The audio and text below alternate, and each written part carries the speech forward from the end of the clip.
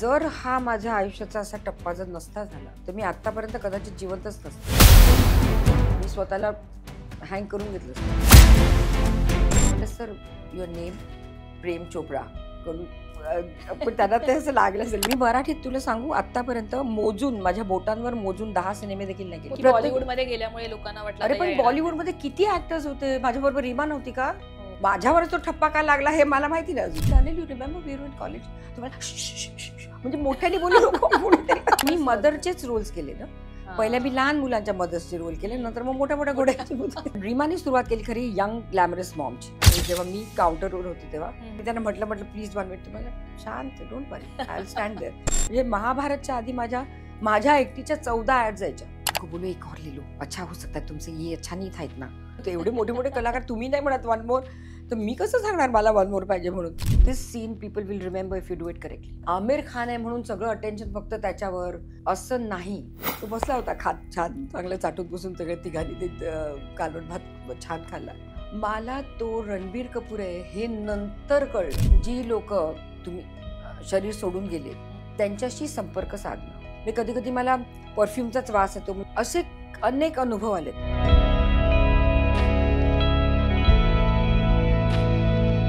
नमस्कार, मी प्रणाली मोरे. नो फिल्टरच्या आजच्या भागाला मी थोडंसं विशेष म्हणेन, कारण आज गप्पा फक्त अभिनयावर रंगणार नाहीये. तर आपल्याकडे आज ज्या खास व्यक्ती आल्या आहेत, आपल्या सगळ्यांच्या लाडक्या अभिनेत्री आहेतच त्या, पण अभिनय आणि अध्यात्म याविषयी आज गप्पा रंगणार आहेत. आणि आजचा नो फिल्टर खऱ्या अर्थानं त्यामुळे वेगळ्या वेगळ्या विषयांवर बोलल्यामुळे अजून कलरफुल होणार आहे. तर आपल्याकडे आज आलेले आहेत स्मिता जयकर. स्मिताजी, खूप खूप धन्यवाद. एकतर तुम्ही माझ्या एका फोनवर लगेच मला हो म्हणालात, कारण नुसतं अभिनयावर आपल्याला बोलायचं नाहीये. मी आधीच म्हटलं की तुम्ही आता सध्या अध्यात्म विषयी जे आम्हाला पॉडकास्टमधनं तुमच्याकडे ऐकायला मिळते तर त्याविषयी बोलायचंय. पण सुरुवात करूया. बॉलिवूडची सुंदर मॉम म्हणून तुमच्याकडे पाहिलं जातं आजही. आणि आम्हाला आमच्या बालपणीची एक ऍड आठवते, ती म्हणजे शाहिद कपूर आणि आयशा टाकियाची तुम्ही आई झाला होता, जे आजही युट्यूबवर आहे. पण अजूनही इतकं सुंदर कसं काय स्वतःला ठेवणं, दिसणं, याविषयी या सिक्रेटचं हे काय आहे, या मागचं राज काय? ह्याचा खरा राज असं, मी स्वतःची काळजी पण घेते. मी एक्सरसाइज वगैरे करते. म्हणजे माझं जेवणाचा इनटेक हे ते सगळं बाहेर गेले की नाही, पण मी घरात असताना जनरली पण घरात असताना थोडीशी स्वतःची काळजी घेणं हे आहे. काय खातो, काय नुसतं वाटेल असं नाही, तर मी थोडीशी स्वतःची हेल्थची काळजी घेते. आणि माझं मुख्य मी तुला सांगेन तर माझा एवढा 35-36 वर्षाचा तो आध्यात्मिक प्रवास आहे. That is the main reason. हा, तो ग्लो तिथून येतो. माहिती, पण इट रिव्हर्सेस एज असं म्हणतात ना स्पिरिच्युअलिटी. पण मी त्याच्यासाठी स्पिरिच्युअलिटी करत नाहीये, पण हा त्याचा बाय प्रॉडक्ट झालं, बस दॅट्स ऑल. पण मी स्वतःची काळजी पण घेते, कारण आपलं शरीर आहे तेव्हा आपण त्याची काळजी आपणच घ्यायला हवी. निश्चित. पण आणि दुसरं म्हणजे एकतर तुम्ही अशा पहिल्या कदाचित ऍक्टर असाल मराठी याच्यात की सोबो ऍक्ट्रेस तुम्हाला म्हटलं जातं. साऊथ मुंबईमध्ये तुमचं बालपण गेलंय. नाही ग, काही पूर्वी म्हणजे तनुजा जी होत्या, काजोल वगैरे, ह्या सगळ्या तिथे माझ्या ऑल्टोमॉट रोड, म्हणजे आमच्या घराच्या अगदी जवळ राहायचे ते लोक. हो, हा. अच्छा, तुमचं बालपण कसं होतं? पण बालपण माझं अगदी बाळबोधच होतं. लहानपणी स्मिता. हो, मी खूप साधी म्हणजे एक मिडल क्लास मराठी बॅकग्राऊंड मधली. म्हणजे my father was a working man, माझी आई was a house maker, home maker. तेव्हा असं काय लार्जर दॅन लाईफ असं कधीच काही आमच्या घरात झालं नाही. सुख वस्तू घर असतं ना, मिडल क्लास असतं तसं. म्हणजे आमच्या घरी फोन होता, आमच्याकडे फ्रीज होता, आमच्याकडे गाडी होती वगैरे, हे सगळं होतं. तसं बाकीच्यांकडे त्यावेळेस ह्या सगळ्या सुखसोयी नव्हत्या. तेव्हा ह्या लक्झुरीज मानल्या जायच्या तेव्हा. तर त्या सगळ्या गोष्टी होत्या, पण राहणी साधी होती. म्हणजे सगळं साधं, खूप साधं होतं. मग लग्न झाल्यानंतर माझा अख्खा तो क्लासच पूर्णतः बदलला. बरं, अभिनय आणि अध्यात्म खरं तर तसं दुर्मिळ हे कॉम्बिनेशन आहे बऱ्यापैकी, असं म्हणायला हरकत नाही. पण या ज्या 2 गोष्टी आज तुमच्याशी जोडल्या गेल्यात, दोन्हीकडे तुम्ही तितक्याच हिरिरीनं काम करताय, त्याच्यात आवड जोपासताय. या दोन्हीची जी गोडी आहे, मी गोडी हा शब्द वापरेन, ती लहानपणापासून होती? कसं काय ते डेव्हलप कशा होत गेली? अजिबात नाही. म्हणजे माझ्या ध्यानीमनेही नव्हतं की मी ऍक्ट्रेस बनीन किंवा मी अध्यात्मात जाईन. मला अध्यात्म म्हणजे स्पिरिच्युअलिटी अँड रिलिजन ह्यातला फरकच माहिती नव्हता. माझे पहिले गुरु मला जेव्हा भेटले तेव्हा अच्छा अध्यात्म म्हणजे काहीतरी वेगळं असतं आणि रिलिजन म्हणजे काहीतरी वेगळं असतं हा जो आहे ते मला तेव्हा कळलं. म्हणजे मला काहीही काय अजिबात म्हणजे घरात देवपूजा किंवा असं देवपूजा वगैरे हो देवारा वगैरे होता. परीक्षेला जायच्या आधी तुम्ही देवाला नमस्कार करा किंवा हे करा तेवढ्या पुरतच होतं. बाकी नाही आणखीन काय देवळात जायचं चला देवळात जाऊया वगैरे इतपत. पण देवाच्याकडे पाहण्याची दृष्टी त्याचा दृष्टिकोन जो मला आत्ता कळतोय तो तेव्हा नव्हता. आपण जातो तर देवळात जातो नमस्कार करतो 4 फेऱ्या मारतो प्रदक्षिणा करतो प्रसाद दिला कोणी की खातो अगदी आवडीने हा तेवढंच बाकी काही नव्हतं अजिबात नाही अजिबात आवड म्हणजे काही माहितीच नव्हतं त्या काळात. म्हणजे माझ्या जन्माच्या म्हणजे मी माझं यंग एज जे काय होतं त्या काळात अध्यात्म हा तेवढा विषयच नव्हता कुणाचाच नव्हता. मी कधी ऐकलंच नाही कुठे काय की हा अध्यात्म वगैरे हा प्रकार. तो मी जेव्हा सुरू केली तेव्हा पण लोक मला हसायची. तेव्हा पण माझी मला चिडवतील लोक की मा स्मिता आई आहे नमस्ते वगैरे वगैरे वगैरे असलं काय काय म्हणजे ते चेष्टा करायची लोक. अच्छा त्या काळात देखील म्हणजे 35-36 वर्षापूर्वी देखील हे अध्यात्म फॅड आत्ता सुरू झाले काही 10-15 वर्षापर्यंत. आता तुम्ही जर कोणाला सांगितलं की आय एम स्पिरिच्युअली इन्क्लाइंड किंवा आय एम स्पिरिच्युअल असं म्हटलं की असं होतं तेव्हा अरे बाबा फॉरगेट इट नको बाबा असं. त्या लोकांचे कॉन्सेप्टच खूप वेगळे होते अध्यात्माविषयी त्यावेळेस मी जेव्हा सुरू केलं तर मग मी बोलायचेच थांबले. म्हटलं ठीक आहे तुम्हाला जेव्हा कळेल उमजेल तेव्हा बरं आणखीन एक आम्हाला तुमच्याविषयी कळलंय की माहिती आम्ही जेवढा रिसर्च केला की तुम्ही ताज हॉटेलमध्येही काम करायचात आणि त्यावेळेचे काही फिल्म स्टारचे किस्से आहेत किंवा आपले त्यावेळेचे पंतप्रधान राजीव गांधी माननीय राजीव गांधी यांच्यासोबत तेव्हा ते पंतप्रधान नव्हते. राजीवजी तेव्हा पंतप्रधान नव्हते तेव्हा he was a pilot. Okay air इंडियामध्ये ही वॉज अ पायलट. आणि सगळे पायलट्स तेव्हा सगळ्या एअरलाईनचे क्रू सगळा ताजमध्ये राहायचा. तेव्हा एअर इंडियाचा पण क्रू ताजमध्ये राहायचा. तेव्हा त्या क्रू आणि नेमकं असं झालं होतं एका वेळेस जेव्हा मी काउंटरवर होते तेव्हा इतकी गर्दी झाली होती सगळे चेक इनची. तेव्हा हा क्रू आला होता त्या क्रूला सांगितलं जरा थांबा म्हणून तुम्ही आणि त्या क्रू मध्ये राजीव गांधी होते आणि आम्ही सगळ्यांनी बघितलं त्यांना. म्हटलं बापरे इंदिरा गांधीजी तेव्हा होत्या ना तेव्हा म्हटलं Rajiv Gandhi standing there how can we make him wait असं झालं होतं. तर त्यांनी बघितलं आमचं हे पॅनिक आमचं जे चाललं आणि बाकीचे चेक इन्स पण चालू होतं. प्रत्येक माणूस स्वतःला म्हणजे ताजमध्ये येणार तो एका दर्जाचाच असतो. तर प्रत्येकाला असं असतं की सो वॉट मी पण आलोय पहिलं तर मला तुम्ही घ्या असं प्रत्येकाचंच असतं ना. तर त्यांनी ती आमची पाहिलं आम्ही त्यांना म्हटलं प्लीज 1 मिनिट तुम्हाला शांत don't worry I will stand there. गपचूप उभे होते ते तिकडे किती वेळचे उभे होते ते आणि काहीही शब्द नाही काय नाही शांतपणे ते उभे होते. मग ते आल्यावर आम्ही त्यांना म्हटलं I am sorry no no no this is your duty you have to do your duty properly. तर तो एक खूप छान वाटतं. तेव्हा ते अशी स्लिम आणि व्हेरी व्हेरी गुड लुकिंग तेव्हा ते काही फिल्म स्टार सोबतचे आहेत किस्से कारण त्यानंतर तुमची एंट्री झाली पण आधी अर्थात तुमच्यासाठी ते फिल्म स्टार म्हणजे त्यावेळेला ते जसं आता तुम्ही राजीव गांधींबद्दल म्हणालात तसं की इंदिरा गांधींचे सुपुत्र आणि तो ती क्रेज सो फिल्म स्टार विषयी ती क्रेज होती आणि त्यावेळेस असे काही किस्से आहेत. एकदा शर्मिला जी आल्या होत्या शर्मिला टॅगोर ते कोणतरी सरताज खान म्हणून हॉटेलमध्ये आमच्या गेस्ट होते त्यांना भेटायला आले होते. अच्छा तर त्यांनी मला सांगितलं की सरताज खान म्हटलं sir ma'am he is not in the room. त्यांची चावी इथे खाली काउंटरवर होती. You give me the key I will go in sit in room असं त्या म्हणाल्या. आता त्यांची चांगली ओळख असेल पण we were not allowed to do that. म्हणजे तुम्ही शर्मिलाजी जरी असल्या तरी त्यांनी आम्हाला इन्स्ट्रक्शन नव्हते दिले की शर्मिला टॅगोर जर आल्या तर माझी चावी त्यांना द्या त्या बसू शकतील. पण आता एवढा मोठं तेव्हाची she was in the peak of her career. म्हटलं बापरे यांना कसं सांगायचं आता. पण आता माझी पंचायत झाली असती ना मला फायरिंग मिळाली असती मला मेमो मिळाला असता की हे असं नाही करून चालत म्हणून. तर मी घाबरत म्हटलं त्यांना म्हटलं ma'am he is not left any instruction with us to give you the key. त्या चिडल्या. तर ठीक आहे I take another room I sit in another room. तर त्यांनी एक रूम चेक इन केली त्या रूममध्ये त्यांनी. दुसरी रूम त्यांनी घेतली आणि मग तिथे त्या बसल्या होत्या. आम्ही दिली त्यांना. तर काय वी वर हेल्पलेस. जर तुम्ही इन्स्ट्रक्शन नसतील दिले तर आम्हाला असं अलाउड नाहीये काय करणं वगैरे. बरोबर. आणि तेव्हा वय लहान होतं ना मी तेव्हा कॉलेजमध्ये होते आणि कॉलेजमध्ये करत असताना फिल्म स्टार म्हणजे ताजमध्ये माझी नोकरी होती. तेव्हा एकदा प्रेम चोपडाजी आले होते. तुम्ही घाबरलेलात का? नाही पण आता त्यांना कोण ओळखत नव्हतं, त्यांना ओळखत होतं. पण जर आपल्याला एक अखड असते ना थोडीशी, असेल तू मोठा फिल्म स्टार वगैरे, त्यावेळेचा माझा तो तसा हे होता. ओके. तर त्यांनी कोणासाठी तरी निरोप ठेवला. तर मला काय I don't know what it was, की ते कुठच्या तरी रेस्टॉरंटमध्ये बसले, तर बेनी कम्स टेल हिम वगैरे असं काहीतरी. आणि त्यांची सही नव्हती. म्हटलं सर युअर नेम. तर त्यांनी माझ्या असं बोलून बघितलं, प्रेम चोपडा करून. पण त्यांना ते असं लागलं असेल. मला पण त्याचं आत्ता आठवलं की मला असं वाटतं मी काय मूर्खपणा केला. पण ते वय लहान होतं तेव्हा. आणि त्याला अजूनही मला ते असं आठवतं की मी असं कसं वागले मी तेव्हा.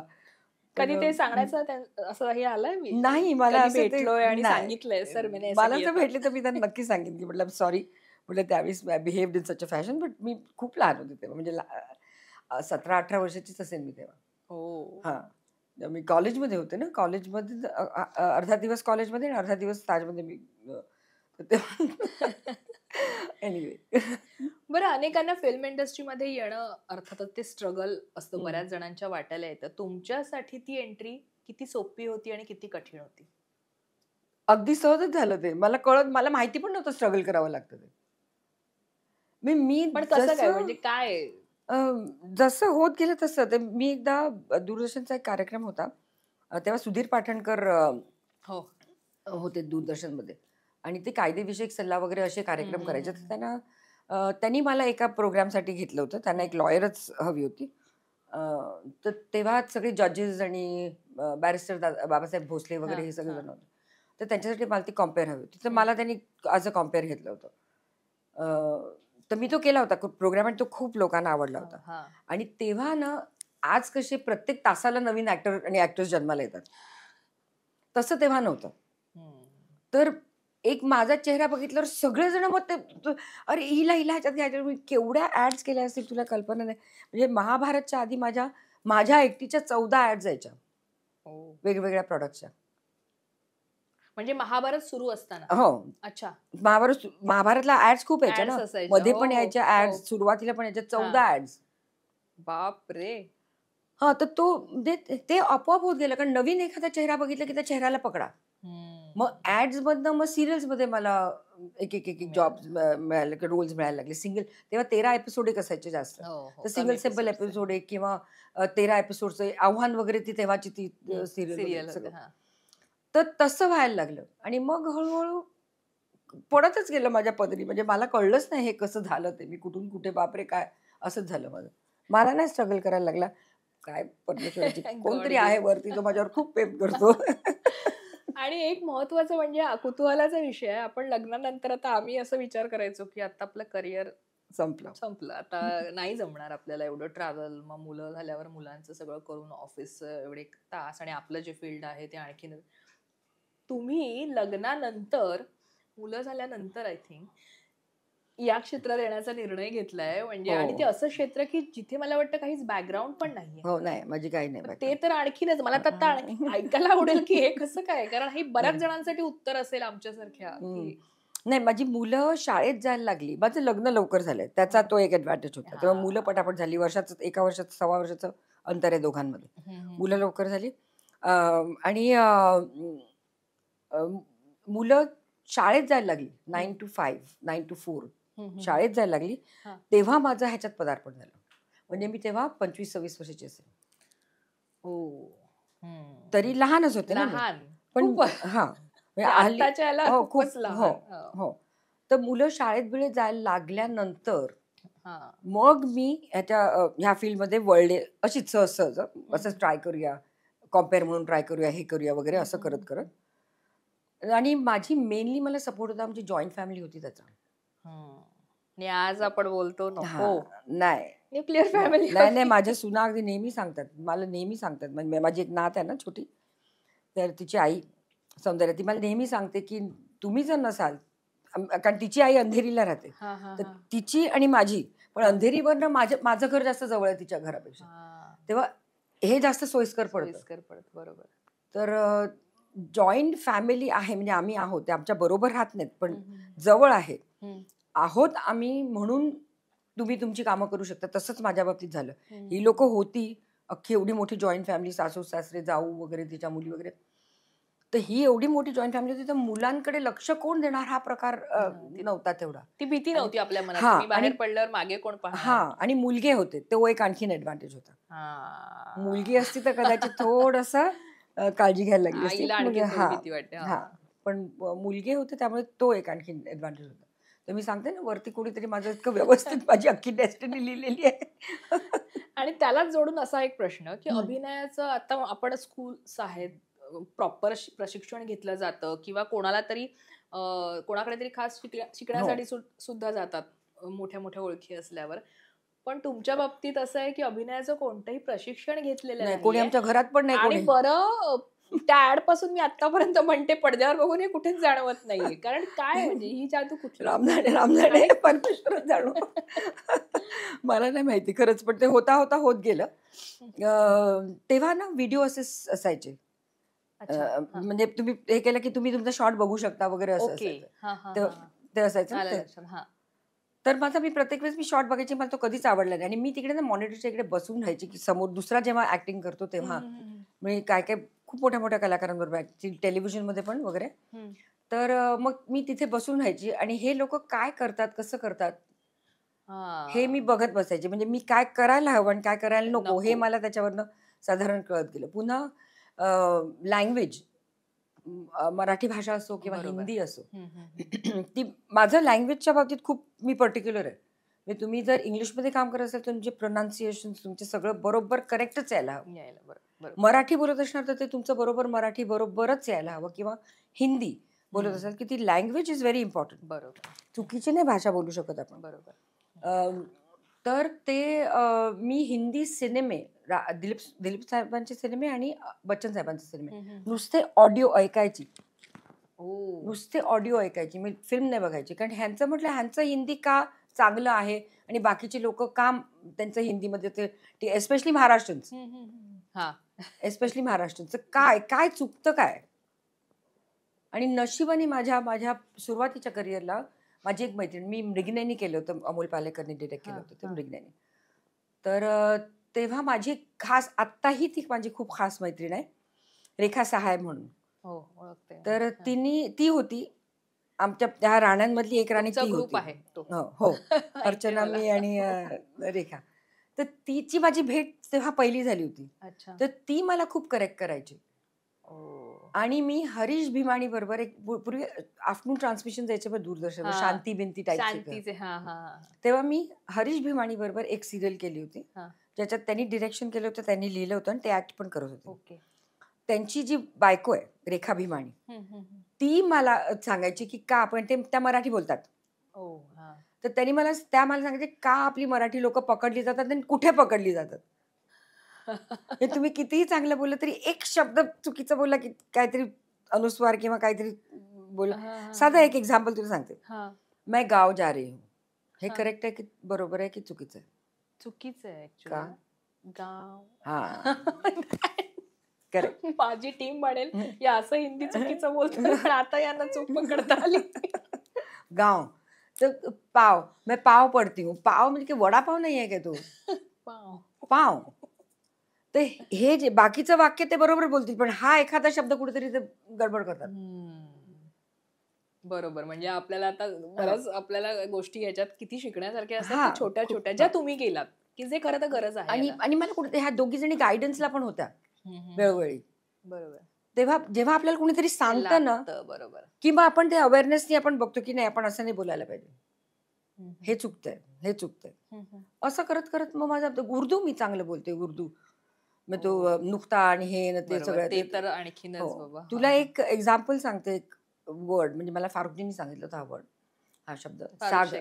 त्यांच्याबरोबर मी खूप काम केलंय, खूप आदर आहे मला त्यांच्याबद्दल. आणि त्यांचं भाषा हिंदी आणि ते त्यांची मदर टंगच उर्दू आहे. तर त्यांनी मला शब्द सांगितला होता सागर. आता मी लहान असताना मी नेहमी विचार करते कोई सागर दिल को बहलाता नाही, हे काय गाणे ह्याला सागर काय याच्या दिलला हे करणार असं. नंतर मग मला जेव्हा फरक कळला तेव्हा मला सांगितलं होतं तेव्हा त्यांनी की कोई सागर दिल को बहलाता नाही. कोई सागर नाही, सागर म्हणजे समुद्र आणि सागर म्हणजे जाम. हे मी पण ऐकलंय. म्हणजे ते तर आता कसे तू बोलायचे शब्दच पूर्ण शब्द. बदलतो. आता नुकता किती इम्पॉर्टंट आहे मला सांग तू. आणि आपल्याला जमत नाही, म्हणजे आपण प्रयत्न केला तरी, म्हणजे आता नॉर्मल आमच्यासारखी माणसाचा प्रयत्न केला, हा, तो ग हे मी ऐकलं होतं आणि हा, मी तो प्रयत्न करत होते, पण ते जमत नव्हतं हा, काही केल्या. साखर हा, ते तो त्याची प्रॅक्टिस करायला पाहिजे. तर येस. शब्दच बदलतो पूर्ण. मग किती चुकीचं बोलता तुम्ही. नाही, खरंच. आणि खरं तर मला वाटतं याच्या मागे ते परिश्रम होते, असं नाहीये की ते सहजच मिळाले आणि हा नाही, पण बाबांनी हा काहीच माझं कॉन्ट्रीब्युशन आहे. बरोबर, ते तुम्ही स्वतः मी कष्ट घेतले, स्वतःला तयार केलं ते. एक्झॅक्टली मला, कारण मला स्वतःला लँग्वेज मध्ये कोणीतरी असं काहीतरी बोललं की मला फिर वगैरे म्हणतात लोक, तर मला इतकं फल फूल मैं तुम्हारे लिए फूल लेके आया हूँ, यू फूल FOOL तो फूल. फुल झाला. इव्हन मराठीत पण आपल्याकडे हो, खूप अशा गोष्टी अगदी आहेत की फच आपल्याला बोलतात मराठीमध्ये. फ त्याची फ आहे, नाहीच आहे. फ आहे फ तो, आहे. म्हणजे हा, तेही मला कदाचित डबिंग केल्यामुळे मला त्या गोष्टी तेव्हा कळल्या होत्या हा शिकताना. Exactly exactly. मला आणखीन एक असं प्रश्न, की अनेक अभिनेत्री असतात ना, बऱ्याच मुली पण आजच्या काळातल्या, म्हणजे नॉर्मल वेगवेगळ्या फील्ड मधल्याही, करिअर करून मग उशिरा लग्न करायचं आणि असं होतं, पण तुम्ही तुमचं करिअर हे लग्नानंतर हो, खरं तर कारण माझ्या सुरू केलं. स्वप्नातच नव्हतं हे मी करीन म्हणून. मला काय माहिती होतं. पण माझं स्वप्न ॲज अ लिटिल गर्ल, म्हणजे लहानपणी लग्न झाल्यावर माझे ते स्वप्न म्हणजे आपण लग्न करायचं, संसार करायचा, मुलं करायची, वा वा छान. हा, मला माहितीच नव्हतं हे. आणि साऊथ मुंबईत राहून हे विचार, म्हणजे असं एवढं जपणं, हो. की त्यावेळेच्या साऊथ बॉम्बे, मी त्यावेळेची साऊथ मला बॉम्बे. हो, त्यावेळची साऊथ बॉम्बे पण एवढी अशी हा आत्ताची जशी सोबो आहे तसं नाहीये. हा हा हा. मला एकतर माझ्या आई-वडिलांनी खूप प्रोटेक्ट केलं. मी गर्ल्स स्कूलमधनं होते वगैरे. मला ओ. मी हा. म्हणजे कुठेही जाईन तिथे नाही, कुणीतरी माझ्याबरोबर असतं, कुणी काय. मी फर्स्ट टाईम एकटी गेले, तेव्हा मी कॉलेजमध्ये गेले. म्हणजे आमच्या समोर बस स्टॉपवरनं उतरून 4 स्टॉप नंतर मेट्रोच्या इकडे आमचं college, saint Xavier's college. Okay. मला ट्रेननी अजूनही जाता येत नाही, बाय द वे. मला कळतच नाही काय बघायचं ते प्लॅटफॉर्म. मी पुण्याला जायच्या ऐवजी मी पलतीचकडे जाईल, उलटीच जाईल. मला कळतच नाही. मला समजतच नाही, कारण मला तेवढं एक्सपोजरच नाही दिलं कुणी. प्रोटेक्टिव्ह खूप प्रोटेक्टेड. त्याचा मला कधी कधी त्रास होतो. पण मला असं वाटतं की तो माझा छान काळ होता. मी अगदी इनोसेंट होते. पण हल्लीच्या मुली जशा आहेत तसे नाही, नव्हते. तसे नव्हतात. पण याचा त्रास झाला काम मिळताना, कारण लग्नानंतर असं करिअर, म्हणजे अभिनयाचं करिअर सुरू करणं, जिथे असं म्हटलं जातं की बाबा मुली लहान हव्यात वयाने, लग्न झालेलं नसावं, किंवा मी ते जे वयाने काही लहान होते, पण लग्नातून मुलं झाली होती, तर मी मेंटली एक आई होते. हे सगळे नियम असतात, पण त्या नियमांमध्ये असून तुम्ही त्या क्षेत्रात गेलात, मग ते काम मिळताना काही त्रास झाला किंवा नाही, कसं? कारण मी पण सहज झालं. मदरचेच रोल्स केले ना. पहिल्या मी लहान मुलांच्या मदर्सचे रोल केले, नंतर मग मोठ्या मोठ्या घोड्यांचे होते. कदाचित काही जण तुमच्या वयाच्या आसपास पण असतील. हो हो. बरं, तेच एक हे असतं की मी जसं सुरुवातीलाच म्हटलं की बॉलिवूडची सुंदर मॉम म्हणून तुम्ही प्रसिद्ध झालात. मग हम दिल दे चुके सनम असू दे, किंवा मग सरफरोश असू दे, देवदास असू दे. पण एक मराठी, म्हणजे मराठी असल्यामुळे तो हिंदीतला अनुभव कसा होता? हिंदी अभिनेत्री, म्हणजे हिंदी कल्चर आणि तिथलं ते क्षेत्र. उलट मला तर जास्त सोपं वाटलं मराठीपेक्षा. हा, मी मराठीत तुला सांगू, आतापर्यंत मोजून, माझ्या बोटांवर मोजून 10 सिनेमे देखील नाही केले. तेच मला विचारायचं. हा, ते पण आहेत म्हणजे जोडून. का, म्हणजे ते नाही मला माहिती. बॉलिवूडमध्ये गेल्यामुळे लोकांना वाटलं अरे पण बॉलिवूडमध्ये किती ऍक्टर्स होते. माझ्याबरोबर रीमा नव्हती का? मी आणि रीमा ऑलमोस्ट सेम ह्याच्या. रीमा कितीतरी, केवढे मोहन जोशीने नाही का केला पहिला तो भूकंप पिक्चर. मग माझ्यावर तो ठप्पा का लागला हे मला माहिती नाही अजून. ते तू कुठच्या तरी प्रोड्युसरला विचार नेक्स्ट टाइम. नाही, तेच मला आता तेच म्हणायचंय की तो अनुभव हिंदीतला कसा होता, म्हणजे तुमच्यासाठी? नाही, खूपच चांगला अनुभव होता. हिंदीतलं कल्चर आणि ते नाही, आपल्या डोक्यात जे समज आहेत ना तसे नाही आहेत. तसं हे चुकीचं आहे. उलट मी खूप कम्फर्टेबल असते तिकडे. खूप चांगली काळजी पण घेतली जाते आपली. हो. अच्छा. पण आणखीन एक, म्हणजे आमचा असा जेव्हा तुमच्या कारकिर्दीकडे आम्ही पाहतो, तेव्हा तुम्हाला ग्लॅमरस मॉम म्हणून टाईपकास्ट केलं असं वाटतं का? काही वेगळं करण्याची इच्छा होती? मला टाईपकास्ट केल्यासारखं मला वाटतच नाही मी. कारण कुठेतरी असं एक क्लास असा असेल तर मग मला ते घेतलं जातं वगैरे असं. खरं तर प्रत्येक ऍक्टरला सगळ्या टाईपचे रोल्स करायला आवडतात. तसं मी एक सिनेमा केला होता हँगमॅन म्हणून, पण तो आला नाही बाहेर. श्रेयस तळपदे माझा मुलगा झाला होता त्याच्यात. अच्छा. आणि ओम पुरी नवरा होते. He was the हँगमॅन. आणि तेव्हा ते एवढं एवढं नेसतात ना, नऊवारी साडी एवढी हा गुडघ्यापर्यंत ती, गुडघ्यापर्यंत. आणि अशी चिरी वगैरे लावून अगदी साधा सिम्पल, नो मेकअप टाईप असा एक आंबाडा बांधलेला वगैरे हा. तसा रोल. तर खूप छान होता तो. पण समहाव तो पिक्चर आलाच नाही बाहेर. तर मला खूप एन्जॉय केला होता मी तो करताना. असे माझ्याकडे नाहीच, म्हणजे मला ती खंत वाटते हा अजूनही. कदाचित तो- आता पण येऊ शकतात तसे माहिती नाही सिनेमे. आता, माझं केस बीस सगळे माहिती नाही आता मला. पण ती खंत आहे की अशा हा, पद्धतीने काहीतरी आपल्याला. वेगळे रोल्स यायला पाहिजेत ना आपल्याकडे, बरोबर. साधे असे किंवा नॉन ग्लॅमरस. हा. तसं अगदीच म्हणायचं झालं तर मी त्या काजोल बरोबर एक सिनेमा केला होता, अनिल कपूर आणि काजोल, हमारा दिल आपके हमारा पास, दिल आपके पास है. हम हो, आपके हो, दिल हो. में रहते, वन ऑफ द टू. हम आपके दिल में रहते. हा, तो अनिल कपूर त्याच्यामध्ये आणि काजोल काजोल ते ज्यांचं कॉन्ट्रॅक्ट कॉन्ट्रॅक्ट हा मॅरेज. करेक्ट. त्याच्यात मी आम्ही थोडीशी गरीब दाखवलं होतं तेव्हा. हा. सफेद तेव्हा पॅच बीच हा, हा, लावायचे, हा. ते भांडी घासा आणि हे घासा आणि ते कपडे धुवा वगैरे, मी ते केले तसे सीन. तर आमच्या घरची लोक एवढी वैतागली माझ्यावर, म्हणजे शोभतं का हे, तुझ्या चेहऱ्याला तरी शोभतं का, तू भांडी घासते आणि कपडे झालं. कारण ते पडद्यावर तशी सवयच नाही लोकांना पाहायची. पाहायची. कदाचित घरात आपण आपल्या घरात कधी गरज लागली तर करत असू या गोष्टी, पण हा, पडद्यावर लोकांना कधी दाखवलं. एक्झॅक्टली. सो ते बरं, आणखीन एक, आता तुम्ही मराठीमध्ये जसं तुम्ही एक आपण म्हणतो की मराठी चेहरा पण बॉलिवूड गाजवलं सुंदर मम्मा म्हणून, तर ती रीमा याही होत्या त्यावेळेला. तुमच्यात स्पर्धा होती का बाबा, किंवा तुमच्यातलं हे ते माझ्या मनात तरी वागणं नव्हतं. कसं होतं आणि त्यांच्याशी? माझ्या मनात तरी कधी स्पर्धा आली नाही, कारण सगळे रोल्स मी करू शकत नाही ना. बरोबर. तर ते डिवाइड व्हायला, आणि रीमाने सुरुवात केली खरी यंग ग्लॅमरस मॉमची. सुरुवात रीमाने केली. तेव्हा त्याच्यानंतर मग तीच एकटी होती. मग मग मी आल्यानंतर आम्ही दोघीच अशा हे होतो. तेव्हा सिनेमे तिलाही भरपूर मिळाले, मलाही भरपूर मिळाले. म्हणजे माझ्या मनात तशी काही नाही. मला रीमा अतिशय आवडायची. ते एक तर दिसायला छान, काम छान करायची. ते हम आपके हैं कौन मध्ये इतकी सुरेख दिसले, ते इतकी सुरेख दिसले. खूप छान त्याचं स्माईल वगैरे, आणि ब्रिलियंट ॲक्ट्रेस. म्हणजे ते मी कम्पेअरच नाही करू शकत. मी म्हणूच शकणार नाही की मी तिची ॲक्टिंगची लेवलच खूप वेगळी होती. कारण मी तिला नाटका वगैरे पण मध्ये बघितले ना. बरोबर. खूपच छान. बोलणं झालंय कधी, बोलणं व्हायचं कामानिमित्ताने म्हणा, किंवा असंच एखादी कॉम्प्लिमेंट देण्याच्या निमित्ताने म्हणा? नाही, आम्ही कधीतरी कुठच्या तरी अवॉर्ड फंक्शनला किंवा काय असे भेटलो. असं फारसं माझा रीमाची तसा काही कॉन्टॅक्ट नाही झालाय. बरं, तुम्ही अशा एकमेव अभिनेत्री आहात आमच्या पाहण्यानुसार, मी असं म्हणतेय, कारण आता दुसरं आम्हाला माहित नाहीये, की एवढं आमच्या जे वाचनात आलंय की ह्याच्यात, तर दिलीप कुमार यांच्यासोबत लिजेंड एकदम, त्यांच्यासोबत तुम्ही त्यांच्या पत्नीची भूमिका केली एका सिनेमात. तर त्यावेळेच्या काही आठवणी, आणि दिलीप सर त्यांच्यासोबत काम करायचं आणि बऱ्याच गोष्टी शिकायला मिळाल्या असतील, कधी थोडंसं दडपण आलं असेल, किंवा काही अनुभव असतील गाठी तुमच्या, तर ते प्रश्नच नाही. म्हणजे एवढा मोठा कलाकार, आणि मी तेव्हा फेअरली नवीन होते. ते आम्ही जे सिनेमा केला तो, बाप रे. पण जी विनम्रता जी म्हणते ना, माणसं उगाच मोठी होत नाहीत. विनम्रता जी आहे ना, ते मला नेहमी सांगायचे, स्मिता आंट यू नर्व्हस? म्हटलं तो म्हणे see my hands are cold. त्यांच्या हात गार असायचे शॉट द्यायच्या आधी. आप लोग कैसे इतना याद करते हैं, इतने बड़े बड़े डायलॉग्स आपको याद कैसे रहते हैं ये सब? तर मी त्यांना काय उत्तर देऊ असं नाही मी म्हणू शकत. आम्ही ना स्टेज केले, आम्हाला स्टेजची सवय वगैरे, असं नाही म्हणता येत ना एवढा मोठा. आणि एवढे सिनेमे ज्या माणसाने केले, गाजले त्याचे सिनेमे, तो एवढा मोठा स्टार आहे, तो असं म्हणतोय म्हटलं. तो मैं बहुत नर्वस हो जाता हूँ जब शॉट देने का टाइम आता है. तो म्हटलं सर हो, नुसतं असं एवढंच, मी काही बोलूच शकत नव्हते. म्हटलं माय गॉड, एवढी विनम्रता. एक शॉट झाला होता, तो खूप छान झाला होता तो शॉट.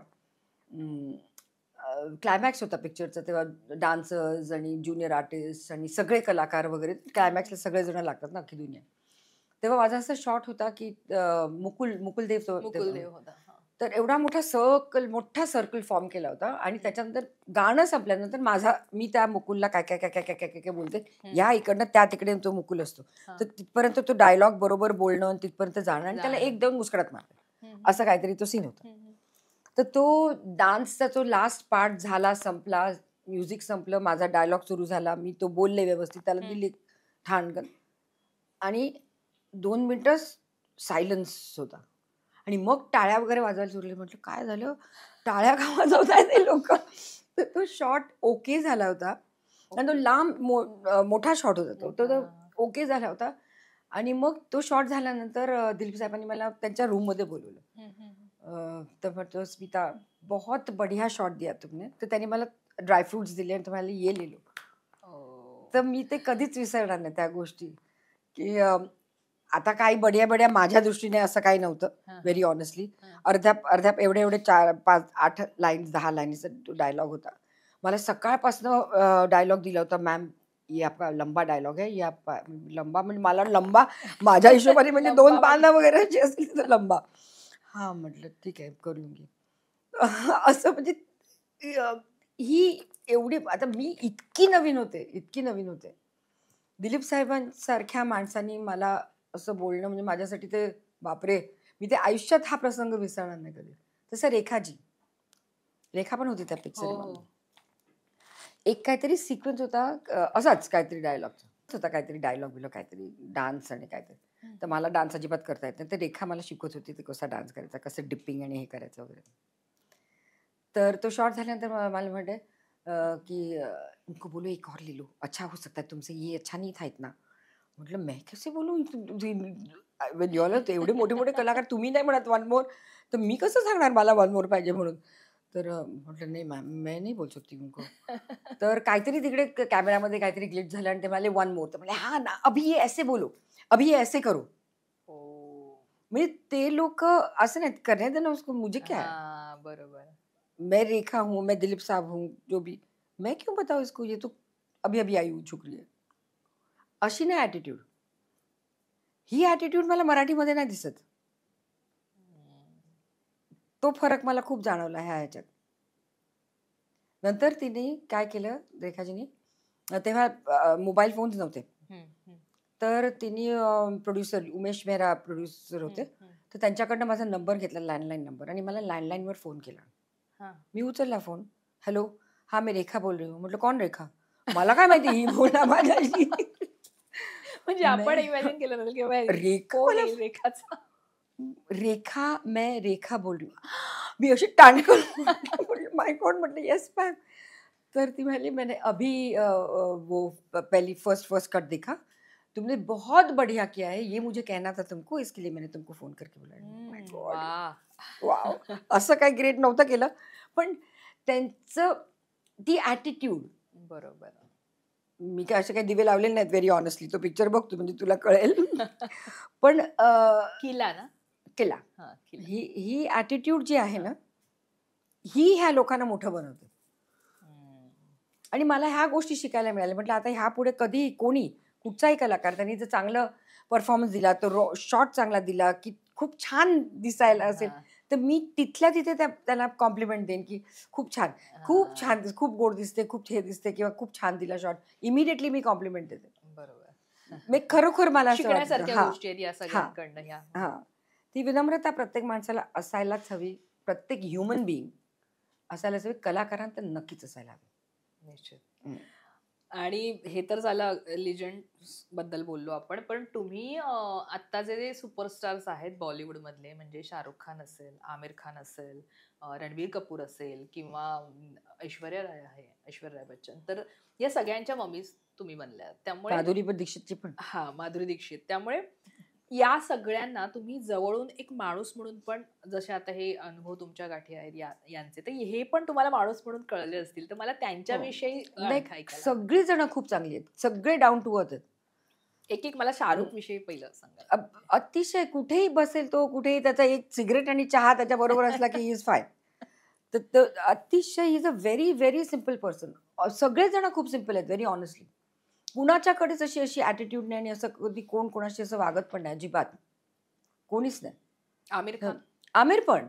आता तो सीन आहे तो सरफरोश, एक तो माझा सीन आहे बघ, त्याचा पाय आधीच तुटलेला असतो आणि ह्याला त्याला परत जायचं असतं. हा, आणि मी ऍज अ मदर मी त्याला सांगते, अरे ये चल भी नाही सकता अभी तक, ये कहाँ जा रहा है, उसको रोको रोको करून माझं ते रडगाणं झालं. तर तो माझा सीन तेव्हा सुकन्या वगैरे सगळेजण आहेत तिकडे त्या ह्याच्यामध्ये, आकाश खुराना सगळेजण हा आहे. तो सीन खरा माझा आहे, पूर्ण माझा. तेव्हा त्यांनी मला येऊन सांगितलं होतं, Smita this is your scene, this scene people will remember if you do it correctly. And if you do it nicely, this is your scene, do it. म्हणजे आमिर खान आहे म्हणून सगळं अटेन्शन फक्त त्याच्यावर, डायलॉग कोणतरी बोलतो, रिॲक्शन फक्त आमिरचे, असं नाही. असं त्यांच्या ह्या लोकांच्या, कारण त्याला माहिती आहे तो आमिर खान आहे, त्याला काय प्रूफ करायचं आहे. अख्ख्या पिक्चरभर तो सगळं सरफरोश अख्खा पूर्ण पिक्चर किती सगळं अख्खंच त्याचं होतं. एक सीन एखाद्याचा असतो तेव्हा तो सीन पण त्या व्यक्तीला देणं की हा तुझा सीन आहे, इट इज युअर सीन. म्हणजे एक सीन तो लोकांच्या लक्षात राहिलेला आहे अजूनही. हो, तुमच्या दोघांना हा, मिळतो. तो नाही, तो अख्खा जो तो सीन होता scene आहे, हा, हा, तो हा. लक्षात राहिला लोकांच्या. असं कोण करतं ग, मला सांग. निश्चित नाही. तिसरं म्हणजे मी तुम्हाला मगाशी म्हटलं की ऐश्वर्या राय म्हणजे हम दिल दे चुके सनम मध्ये एक सीन आहे, पूर्ण ब्लॅक, पूर्ण ते तुमचं टेरेस आहे त्या घराचं, त्याच्यावर तो हे झालाय सीन, ती पाळण्यावर अशी झोपली आहे आणि ती उद्ध्वस्त झाल्यासारखं तिचं जग ते झालेलं आहे, आणि आई आहे सोबत. उसने मेरी आत्मा को छुआ है माँ, तो लास्ट म्हणजे ते जे आहे ना, तो तुमच्या दोघींवरच ते पूर्ण कॅमेरा तो खेळलेला आहे. तर त्याविषयी मला जाणून घ्यायला, जेव्हा तो शूट झाला तेव्हा, आता तो जेव्हा शूट व्हायचा होता दुसऱ्या दिवशी, तेव्हा संजयजीने आम्हाला दोघींनाही सांगितलं, म्हटलं असा असा सीन आहे, त्याने मला सांगितलं, आय वॉन्ट इट लाईक दिस. तू एका ट्रॅकवर, ती भलत्याच ट्रॅकवर, असा तो सीन आहे आणि असा मला तो घ्यायचा आहे, शूट करायचा. शूटिंग कम्प्लीट झाल्यानंतर आम्ही दोघी जणी संजयजींबरोबर बसलो होतो आणि त्यांनी आम्हाला विचारलं तू काय बोलशील, असा सीन आहे. त्यांनी ते वाक्य म्हटलं, बेस वाक्य त्यांनी दिलं होतं आणि मग ते आम्ही त्याच्यावर इम्प्रूव्ह केलं दोघी जणी. म्हणजे तो सीन नंतर जवळजवळ आम्हीच लिहिल्यासारखा होता आणि कोरिओग्राफी त्यांची, की तू तिकडनं उठशील, तू इकडे येऊन बसशील, तू काहीतरी भलतंच बोलतेस, ती काहीतरी भलतंच बोलते, मग तू तिकडे जाणार, मग ती काहीतरी बोलणार, ती काहीतरी बोलणार. मग तो कोरिओग्राफ अशा प्रकारे केला होता तो त्यांनी. तर त्या सीनवर आम्ही तिघांनी बसून त्याच्यावर होमवर्क केलं होतं थोडंसं.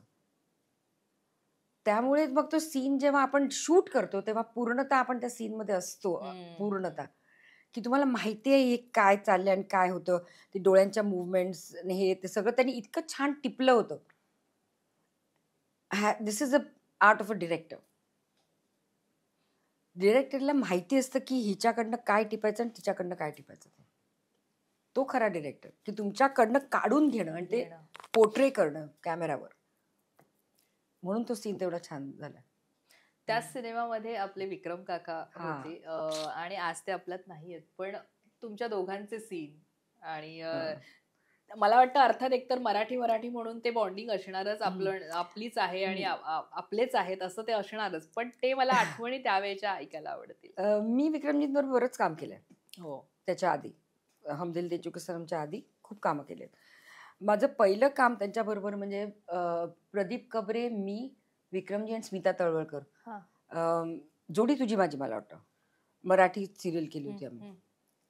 तेव्हा माझी त्यांची पहिली भेट. म्हणजे बापरे, विक्रम गोखले म्हणजे अमिताभ बच्चन ना हिंदीचे. म्हटलं बाबा, मला इतकी भीती वाटत होती मला त्यांच्याबरोबर. स्ट्रिक्ट पण तसे नाही, स्ट्रिक्ट नाहीये ते आव आणतात स्ट्रिक्ट पण. हा, ते आव आणतात, त्यांना माहिती आहे त्यांचे डोळे असे सरळ असे बघतील ते तुझ्याकडे स्ट्रेट. हो, भीती वाटते, अजिबात कुठेही नजर हलत नाही असे. आणि असं जर आपल्याकडे कोणी बघितलं ना, विक्रम गोखलेंसारख्या माणसाने तर मला कळेल ना मी कुठे बघू. नर्वस मी होते. पण पहिला शॉट जो माझा त्यांच्याबरोबर झाला तो खूप छान झाला. मग त्यांनी मला सांगितलं चांगलं केलं, असं चांगलं, असं एवढंच बोलतात ते. पण त्यांच्याबरोबर मग मी कुछ खोया कुछ पाया केलं, मग घर आजा परदेसी सिरियल केली, बरेच सिनेमे केले, खूप कामं केली मी. हिंडोला एक पिक्चर होता ज्याच्यात फारुखजी आणि मी आणि विक्रमजी पण होते, तर रेखा सहाय पण होती त्याच्यात. तो युट्यूबवर आहे, तो दूरदर्शनसाठी होता मला वाटतं, युट्यूबवर आहे. तर विक्रमजींबरोबर खूप कामं केलीत मी before I met him on Hum Dil De चुके सनम. तेव्हा आम्ही छान ओळखत होतो एकमेकांना, ते दिसलं त्यामुळे.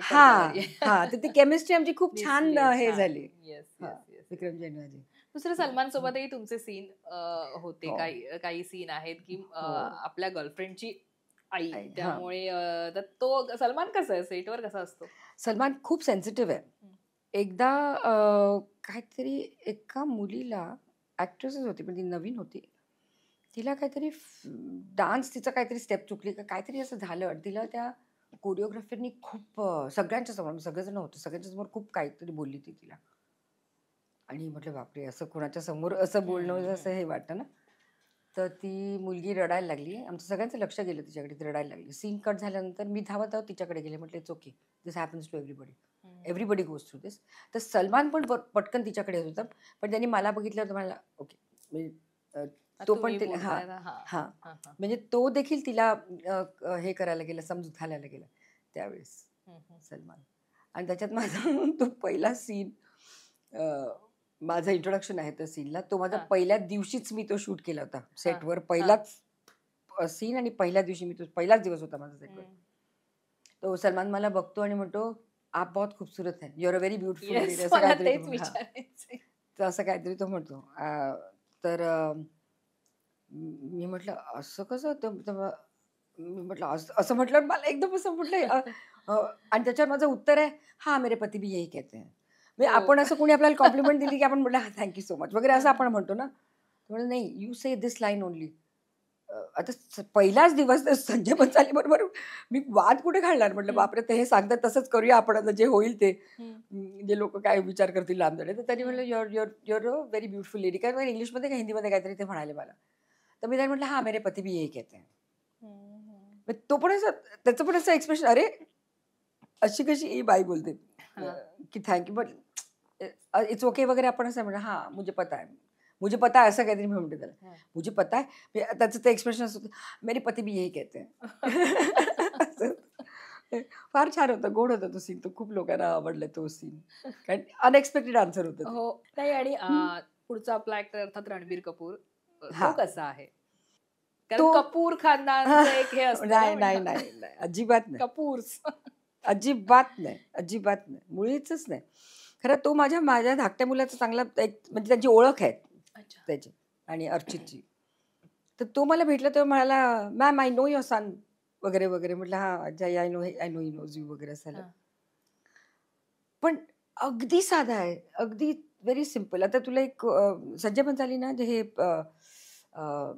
पेशवाचं काय, कुठचं पेशवा, बाजीराव पेशवा, हा सिनेमा त्यांच्या डोक्यात बरेच वर्ष होता. आणि त्यांना ना त्या चंदेरी साड्या हव्या होत्या ह्या बायकांसाठी. चंदेरी नऊवारी साड्या, तर त्या बनवून घेण्यासाठी होत्या. म्हटलं माझी एक ओळख आहे म्हणजे पैठणी आणि चंदेरी करणारी एक माझी मैत्रीण आहे, शी इज अ डिझायनर. म्हटलं ती साऊथ बॉम्बेमध्येच आहे. तर म्हटलं I take you to her. म्हटलं तुम्ही बोलायचं. तर सब्यसाची मुखर्जी, संजय बन्साली आणि हा रणबीर, हे तिघजण माझ्या घरी आले. मग आमच्या घरनं आम्ही तिकडे जाणार होतो. जेवायच्या टायमाला आले होते. संजयला तेव्हा खूप ते कालवण, कोलंबीचं कालवण वगैरे ते खूप आवडायचं वगैरे. ते मी ह्या तिघांना वाढलं वगैरे, तिकडेच बसून जेवत होते, म्हणजे टेबलवर वगैरे नाही. हा खाली बसला होता रणबीर. हा. आणि मला संजयनी ओळख करून दिली सब्यसाचीचं नाव मी ऐकलं होतं पहिल्यांदा. हा रणबीर, लहान होता तो तेव्हा. हा बसलाय खाली. माझं लक्षच नव्हतं त्याच्याकडे. तो बसला होता खात, छान चांगलं चाटून पुसून सगळ्या तिघांनी ते कालवण भात छान खाल्ला. मला तो रणबीर कपूर आहे हे नंतर कळलं. आणि त्याला हू नाही का चू नाही, काय नाही, तो गपचूप बसला होता. तो असिस्ट करत होता संजयला. त्यांना असिस्ट करायचा आधी तो. बस, दॅट्स ऑल. म्हणजे एवढी, अगं खरं मी सांगते, ही लोक खरंच खूप साधी आहेत, खरीच डाऊन टू अर्थ आहेत. आपल्याला असं वाटतं, कारण आपण फिल्ममध्ये जेव्हा बघतो किंवा बाहेर त्यांना बघतो तर त्यांच्या आजूबाजूला ते बाउन्सर्स वगैरे असे असतात. बरोबर. का तर आपलाच पब्लिक ह्या लोकांना इतका छळतो, इतका त्रास देतो. मग त्यांना ही लोक ठेवावी लागतात आजूबाजूला, नाहीतर त्यांना फाडून खातील लोक. बरोबर. मग त्यांना ती थोडीशी ॲटिट्यूड ठेवावीच लागते. They don't have a choice. बरं, अनिल कपूर तुमच्यासोबत कॉलेजमध्ये होते आणि त्यांची आई बनलात तुम्ही, आणि ते असे छान मिश्किल पण आहेत बोलायला. त्यामुळे पहिल्यांदा हे जेव्हा कळलं दोघांनाही, तेव्हा काय कसं संभाषण होतं ते? अगं त्यांनी मला एक्नॉलेजच केलं नाही सुरुवातीला. मी म्हटलं कदाचित मी तो व्हाईट पॅच बीच लावल्या म्हणून ओळखलं नसेल किंवा काय काय वगैरे असेल. मग मीच विचारलं त्याला, म्हटलं Anil you remember we were in college. तुम्हाला म्हणजे मोठ्याने बोलू नको. रिॲक्शन इतकी फनी होती. म्हटलं ओके, म्हटलं तो माझ्याशी इंटरॅक्टच होत नसे. कारण आई म्हणून, काजोलची आई, त्याची आई वगैरे म्हणून मी जो रोल केले होते. तर हे अशी गंमत. बरं, चलताय. इंडस्ट्रीत मैत्री होते का? आणि तुमचे मित्र मैत्रिणी असा परिवार कोण आहे इंडस्ट्रीतला, म्हणजे हिंदी मराठी दोन्ही ते? आधी पहिलं उत्तर तर इंडस्ट्रीत मैत्री होते का? तशी जिवलग मैत्री कठीण आहे. कठीण आहे म्हणजे मला तरी, मी तर म्हणजे ज्या मुलींना किंवा मुलांना ह्या लोकांना भेटले त्यांच्याशी जिवलग मैत्रीण होणं थोडंसं कठीण आहे. कारण कुठेतरी ती प्रोफेशनल जेलसी त्याच्या वर उठणं म्हणजे तुम्हाला खरोखर आतून खूप वेगळं असायला हवं तरच ते होतं. पण माझी मैत्रीण जी रेखा किंवा अर्चना ह्या दोघी फिल्म इंडस्ट्रीमधल्या आहेत. हो. दोघी. पण आतापर्यंत देखील आता आमच्या मैत्रीला जवळ 30 वर्ष तरी झाली, 28-30 वर्ष. अजूनही तितकीच आहे आणि तशीच आहे. आमच्यामध्ये कधीच अशी जेलसी किंवा कधीच असं आलं नाही की अच्छा ये अच्छा वो, कधीच झालं नाही. टचवूड पुढे पण होणार नाही, कारण इतकी वर्ष झाल्यानंतर आता आम्ही आता काय नाही. झेलतोय. आता आपल्याला अशी सवय झालेली असते, कारण आपण त्यात कारण आम्ही भांडतो, इतक्या भांडतो की काही विचारू नको. भांडतो पण तितक्याच, परत एकत्र पण येतो. आपल्या अर्चना नेवरेकर ना? हो हो, अर्चना नेवरेकर. तेव्हा काय काय काय काय होत असतं आमचं, पण आम्ही तिघी एकमेकींना सोडत मात्र नाही. आणि ते दिसतं म्हणजे तुमचे एकत्र फोटो हो. आणि तुम्ही ते छान एन्जॉय करता एकमेकांची ती मैत्री. तेच आता मी जसं म्हटलं प्रेक्षकांनाही की आजची खास व्यक्ती आहे, अभिनेत्री आहेत, त्या नुसता अभिनय नाहीये तर त्याला अध्यात्माची जोड आहे. त्यामुळे अध्यात्माविषयी आता आपण थोडं बोलूया. हो, मला हो, तुमच्याकडून please. जाणून घ्यायला आवडेल. त्यामुळे मला आता जाणून घ्यायचंय की मध्ये अध्यात्मात तुम्ही नेमकं आणि काय करताय आता? कोविडपासून हे खरं सुरू झालं. आता माझे झूम वर्क असतात, मेडिटेशन क्लासेस, पण 1 to 1, 1 on 1. मी असा अख्खा 25 लोकांचा क्लास असा मला झूमवर घ्यायला आवडत नाही, कारण अर्ध्याधिक वेळा लोक कॅमेरा बंद करतात आणि मला असं ब्लँक वॉलशी मला मी नाही बोलत. So this is 1 on 1. आणि 1 on 1 घेण्याचं हेच प्रयोजन की म्हणजे आपण फिजिकल आता आपण बोलतो तसंच ते झूमवर येणार ना 1 on 1. येस. तेव्हा मला एक्झॅक्टली कळतं की काय चाललंय त्या माणसाचं. मी मेडिटेशन काय सांगितलंय किंवा काय चक्र ध्यान जे माय USP चक्र ध्यान हे करतात की नाही हे मला त्यांच्या चेहऱ्यावरनं कळतं. जरी ते म्हणाले हा मैं रोज करता, तरी त्यांच्या बोलण्यावरनं त्यांच्या एकंदरीत ह्याच्यावरनं मला कळतं की हे कितपत करतायत आणि कुठचं चक्र काय कुठे काय आहे ते मला लगेच कळतं. तेव्हा त्यामुळे मला ते 1 on 1 क्लासेस घ्यायला आवडतात. तर हे माझे 1 on 1 क्लासेस आहेत मेडिटेशनचे. माझी जवळ दिवसभर मी त्याच्यात असते. मी सकाळी 11 वाजता सुरू ते 8 वाजेपर्यंत सतत माझं चालू असतं. तर ते मी करते. पुन्हा घरी ऑटो रायटिंगसाठी वगैरे. ऑटो रायटिंग म्हणजे माहिती आहे तुला काय? ऑटोमॅटिक रायटिंग, त्याच्यावर आपण नंतर बोलणार आहोत. तर त्याच्यासाठी मग लोक घरी येतात. चक्र करेक्शनसाठी घरी येतात लोक. तर ते पुन्हा त्याच्यात माझा बराच वेळ जातो. हे माझे ऑनलाईन क्लासेस असतात ते आठवड्यातनं एकदा अर्धा तास. तर ते जमतं म्हणजे ते फार हे होत नाही. पण हे जेव्हा ऑटो रायटिंगसाठी किंवा चक्र क्लिअरिंगसाठी वगैरे येतात त्याच्यात माझा बराच वेळ जातो. अच्छा. असं म्हणतात की आवड असेल किंवा ती भावना असेल, आपल्याला गुरु हवाय, गुरुप्रतीची श्रद्धा तुमच्यात निर्माण झाली असेल आणि शिष्य असा तयार झाला असेल की आत्ता मला गुरु हवाय, या क्षणी मला आता त्याच्यासोबत राहायचंय किंवा त्याचं गायडन्स घ्यायचंय किंवा त्याच्यानुसार मला पुढचं आयुष्य घालवायचंय, असं जेव्हा वाटतं, शिष्य तयार असला की गुरु तुमच्या आयुष्यात ती एंट्री होते. तुमच्या आयुष्यात तुम्हाला तुमचे गुरु कसे मिळाले, नाही, भेट कशी झाली? दिस इज नॉट ऍक्च्युअली करेक्ट की शिष्य तयार झाला की गुरु येतो. हे दोन्हीकडनं आहे. गुरुही शिष्याला शोधत असतो आणि शिष्यही गुरुला शोधत असतो. तर जसजशी तुमची तयारी होईल तसतशा त्याप्रमाणे तसा गुरु तुमच्या आयुष्यात येतो. आता माझे पहिले गुरु प्रभूजी जे आता नाही आहेत, ज्यांनी मला हे अध्यात्म म्हणजे काय हे बीजरोपण माझ्यामध्ये जे केलं ते प्रभूजीने केलं इतक्या वर्षांपूर्वी. ओके. त्याच्यानंतर 20 वर्ष मी एका दुसऱ्या ऑर्गनायझेशन बरोबर होते. ओके, साऊथमध्ये. आता गेली 12-13 वर्ष मी मैत्री दादाश्रीजींबरोबर आहे, ज्यांचा आमचा आश्रम आहे कर्जतमध्ये. तर माझे असे 3 गुरुज झाले. लोक म्हणतात गुरु बदलायचे नाहीत, पण ही गोष्ट परत प्रत्येकाची स्वतःची आहे. मला असं वाटतं की जसजसं तुमचा प्रोग्रेस होतो तसतसं तुमचे गुरु बदलतात. आपल्या आयुष्यात देखील आपले टीचर्स केवढे वेगळे वेगळे असतात सगळ्या गोष्टीसाठी. तर प्रत्येकाचं वेगळं वेगळं स्थान आहे आणि जसे आपण मॅच्युअर होतो किंवा जसे आपण स्पिरिच्युअलिटीमध्ये ग्रो होतो तसतसा तो गुरु मग येत राहतो आपल्याकडे. ओके. तर हे असं. आणि आता मी जिथे आहे मैत्रीबोध परिवारमध्ये, तिथले अनुभव आणि माझे पहिले गुरुजींचे अनुभव त्याच्यात खूप अंतर आहे. कारण तेवढा माझा अभ्यास झालाय, तेवढा माझा प्रवास झालाय. आणि तो प्रवास शिकवत असतो. हा, तर तसं झालं. आता मैत्रीबोधमध्ये मी आता काय, मला जर कुठच्याही गुरुकडे तू येतेस का, माझी गुरु आहे, तू येशील का, मी जरूर जाईल. असं नाहीये माझं, किंवा माझ्या गुरुनी मला कधी सांगितलं नाही नाही तू आता माझ्याकडेच, मी तू माझंच हे फॉलो कर, हे मला तिन्ही गुरुंनी कधी कधी सांगितलं, कधीच नाही. तर मी कुठेही जाईन, कुठच्याही गुरुचे आशीर्वाद जर मला मिळणार असेल तर मी कुठेही जाईन. आणि मी नाही नाही मी नाही येणार, माझे हे गुरु आहेत, आता मी ह्यांच्याकडे नाही येणार असं जर मी म्हटलं तर त्या गुरुला काहीच फरक पडत नाही. बरोबर. पण माझा लॉस आहे खरा, की मला त्यांच्याकडनं आशीर्वाद नाही मिळू शकत. बरोबर. आणि एवढा काय इगो तो ठेवायचा? जर माझ्या गुरूंचा काही इगो नाही, त्यांचा काही हे नाहीये, तर मी कशाला ठेवायचा असं इगो की मी नाही ह्याच्याकडे येणार का? आणि अध्यात्मामुळे असं असतं ना, आपल्याला अनुभूती येत राहते, तसे काही बदल घडत असतात आयुष्यामध्ये चांगले.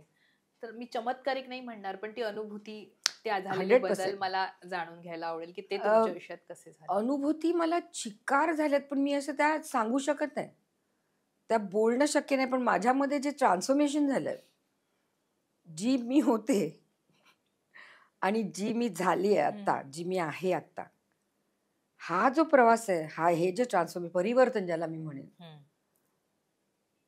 ते शब्दच नाहीत माझ्याकडे ते बोलण्यासाठी.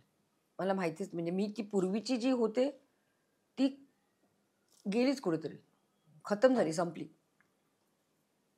आणि जर हा माझ्या आयुष्याचा असा टप्पा जर नसता झाला, जर माझ्यात हा बदल नसता झाला आणि मी जी तशीच असते जी पूर्वी होते, तर मी आतापर्यंत कदाचित जिवंतच नसते.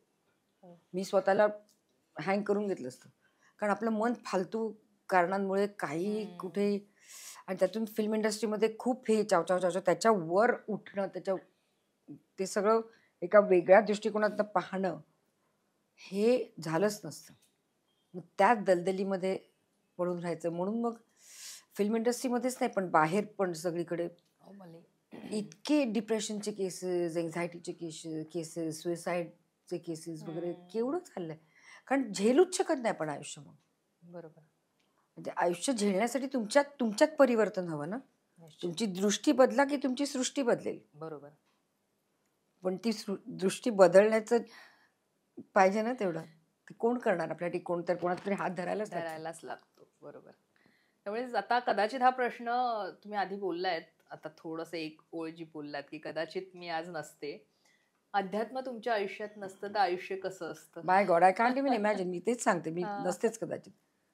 कारण त्या फिल्म इंडस्ट्रीमध्ये मला आज कोणी फोन नाही केला, मला आज काही सिरियल नाही मिळाली, मला आज काही फिल्म नाही मिळाली, म्हणून मग इनसेक्युरिटी आणि ते सगळं बापरे. मी इमॅजिनच नाही करू शकत. बरोबर. आणखीन एक असतं ना, म्हणजे आत्ताच्या पिढीचा कदाचित आता बऱ्यापैकी अवेअरनेस आहे अध्यात्म, आणि जसं तुम्ही म्हणालात तसं.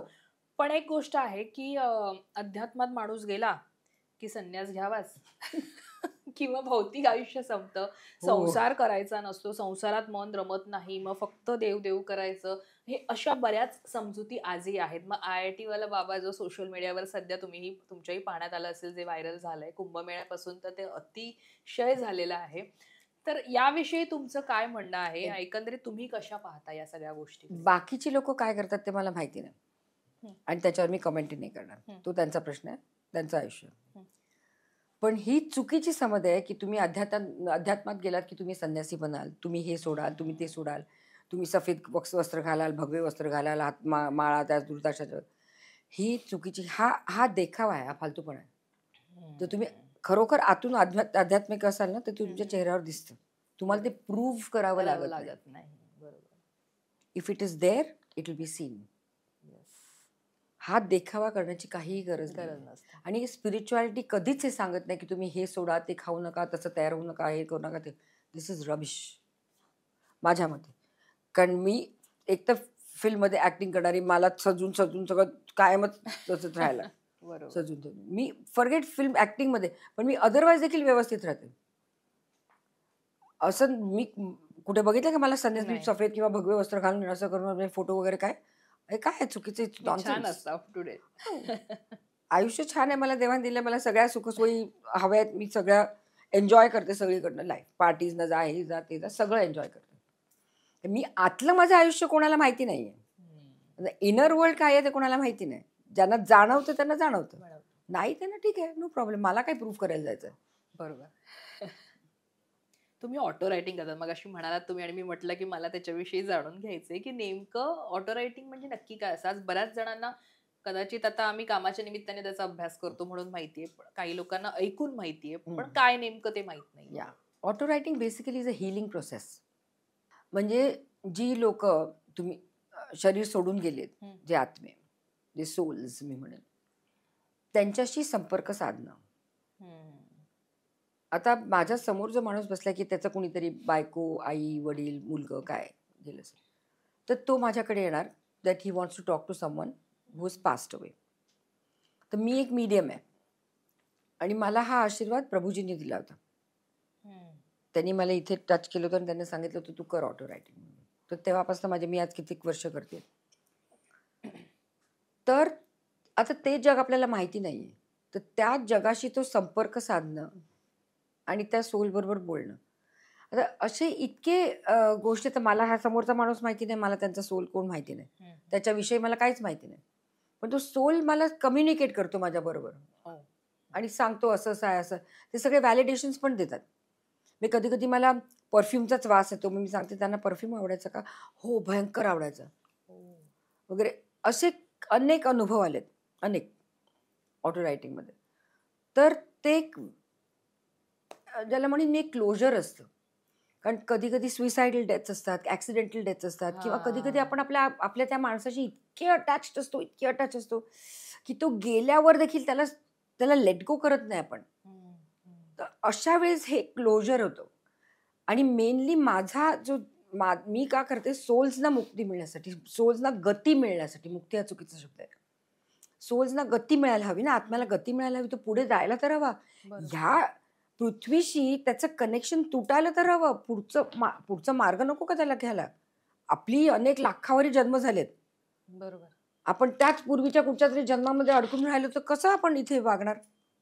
बरोबर. तर ते कट ऑफ तर व्हायला पाहिजे एका पॉइंट नंतर. तर मग ते क्लोजर मिळत नाही. हे अजूनही असे क्लिंग करून राहिलेले असतात, नाही नाही माझा अमका माझा तमका करून, आणि मग त्या आत्म्याला ती गती मिळत नाही.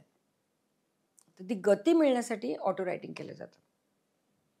आणि हे जे इंटरॅक्शन होतं तेव्हा नेमकं काय त्यांचं, बऱ्यापैकी आता तुम्ही आता केलं असेल बऱ्याच ह्यांचं, तर त्या आत्म्यांकडनं काय शिकायला मिळतं त्या इंटरॅक्शन मध्ये, किंवा त्यांचे काय म्हणणं असतं? एक मेन गोष्ट मी ह्या प्रत्येकाची होते, फॉरगिव्हनेस हा जो प्रश्न हा जो आहे ना, तिथे अडकली जातात लोक. तेव्हा माझ्या क्लासमध्ये पण हा फॉरगिव्हनेस हा एक हे मुख्य भाग आहे. आपण कुणाला क्षमा करूच शकत नाही पटकन. तुझ्या आयुष्यातले अनुभव बघ, कोणी जरा काय बोललं असेल तर कुठेतरी ते लक्षात ठेवून, माझी सासू मला असं बोलली ना, वेळ आली ना की मी तिला बरोबर देईन. विसरतो आपण नाही, पण तिने किती चांगल्या गोष्टी केल्यात हे विसरायला होतं पटकन. पण एक काहीतरी कोणीतरी बोलू दे, ते आयुष्यभर घेऊन जगतो आपण. ही एक व्यक्ती झाली, अशी हजारो लोक आपल्याला भेटतात आणि ते आपल्या मनात ठेवून देतो आपण फॉरगिव्हच करू शकत नाही, आणि क्षमा केल्याशिवाय तुमची गतीच होऊ शकत नाही. म्हणजे अगदी रेपिस्ट देखील, त्या मुलीवर ज्या रेप झालाय तिला देखील क्षमा करणं हे अपर्याय आहे.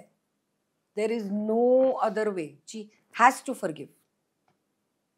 मग आपली जे छोटे हिने माझं पेन घेतलं, हिने माझं गळ्यातलं घेतलं, हिने माझं तोडून ठेवलं, हे कुठे अडकून बसले तुम्ही, फालतू गोष्टी. You have to rise about this. पण अर्थात त्याला स्पिरिच्युअल बेस लागतो. It is not easy to forgive. बरं, असंही आहे, आम्हाला असंही कळलंय की तुम्हाला प्राण्यांची भाषा कळते, ॲनिमल कम्युनिकेशन जे असतं ते कळतं, तर ते त्यांचं हितगुज जाणून घ्यायला कदाचित खूप आवडेल. कारण असं असतं ना, आपण म्हणतो की हे मुके प्राणी आहेत, ते बोलू शकत नाही, असं होतं आपलं. पण कधीतरी डोळ्यातनं ना बऱ्याचदा एखादा डॉगी असेल, पण त्याच्या डोळ्यातनं असं वाटतं की हा आपल्याशी काहीतरी बोलतोय, असं बऱ्याचदा वाटून जातं त्या डोळ्यांकडे पाहिल्यावर. आणि असं आपल्यातच नाहीये, कदाचित मला असं वाटतं हे त्यांच्यातही आहे ती डोळ्यांची भाषा, आणि आपण म्हणतो आपल्यातच आहे, कम्युनिकेट, ते बरोबर कम्युनिकेट. हे बघ, सोल इज वन. त्यांनी ॲनिमलचा आकार घेतलाय, एक जनावराचा आकार घेतलाय, आपण हा आकार घेतलाय. Soul is one. तर तुम्ही त्या सोलशी कम्युनिकेट करू शकता आणि ते अगदी सहज सांगतात व्यवस्थित. त्यांचा जो मालक असतो, त्यांचा जो एक मालक असतो प्रत्येक प्राण्याचा, की हा आजारी वगैरे पडणार असेल तर ते स्वतःवर ते आजार पण घेतात. कुत्री, मांजरी हे स्वतःवर आजार पण घेतात. सगळ्या त्यांच्या भाषा आपल्याला कळतात. तुम्ही कुत्रं मांजर तर जाऊन लिव्हिंग आहे. एक मोठं झाड, त्याला जाऊन तू मिठी मारते झाडाला आणि त्याच्याशी कनेक्ट हो. ते झाड तुला सगळं सांगेल तो कोण आहे ते झाड. त्याचं मेन आई त्याची कुठे आहे, त्याचे वडील कुठे, मेल आहे, फिमेल आहे, सगळं सांगेल ते झाड. म्हणजे आपण स्वतःला मोठे शहाणे समजतो. अख्खं युनिव्हर्सशी आपण कनेक्टेड आहोत. सगळ्या युनिव्हर्सशी आपण कनेक्टेड आहोत. पण तेवढी सेन्सिटिव्हिटीच नाही आहे आपल्यामध्ये. इतर सगळ्या ह्या गोष्टी नसतील तर आपण जगूच शकणार नाही. मी एक सिनेमा पाहिला होता मागे, आय थिंक तो नेटफ्लिक्सवर आहे, द बी म्हणून. बी म्हणजे हनी बी असते ना, आपला भोंगा, हनी बी. त्याच्यावर तो पिक्चर पाहिला होता. आता त्या पिक्चरचं सार असं होतं, जर हनी बीज एक्सटिंक्ट झाल्या, म्हणजे त्या काय त्याला म्हणतात, एक्सटिंक्टला काय म्हणतात, जे काय म्हणतात ते, त्यांचं अस्तित्व संपलं, एक्सिडेंट, तर मनुष्य जगू शकणार नाही. Human beings will not be there on this planet. हे त्या पिक्चरमध्ये आहे सगळं. ते बरंच सगळं अख्खं चक्र कसं कसं कसं कसं कसं आहे. आता त्या हनी बीज आणि आपला काय संबंध? म्हणजे तो प्रश्न आलाच, कसं काय हे शक्य? Exactly. So we are all connected with each other. आपण आपल्याला समजतो की हा, मी स्मिता जयकर, मी हे अचीव्ह केलं, वा मला मी एवढे सिनेमे केले, मस्त केले, आता मी अध्यात्माचे वगैरे वगैरे. हे चुकीचं आहे. मी स्वतः काहीच करू शकत नाही. सगळ्या दुनियेशी आपण कनेक्टेड आहोत. सगळे म्हणजे living, non living things also. Everything in this planet, on this earth, is energy आणि फ्रिक्वेन्सी. आता एनर्जी वेगळ्या वेगळ्या व्हायब्रेशनवर असते प्रत्येकाची एनर्जी. तेव्हा काही गोष्ट अशी कडक लागते, काही गोष्ट मऊ लागते, काही वेगळे वेगळे जे आहेत आकार जे आपल्या इथे आहेत ते. पण सगळं everything is energy.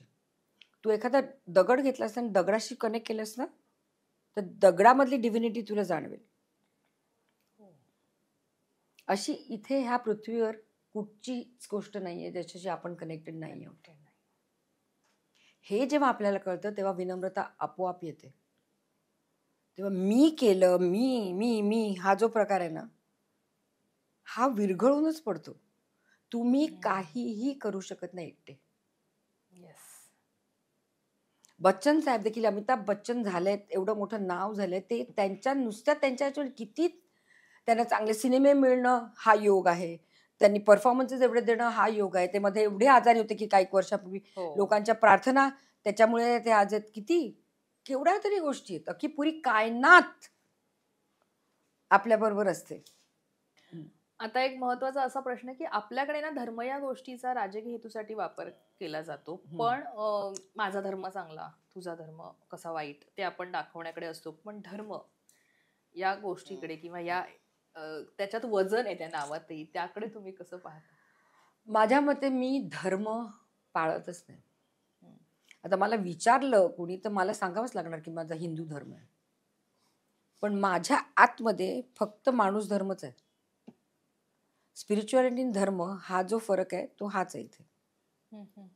Spirituality has no religion.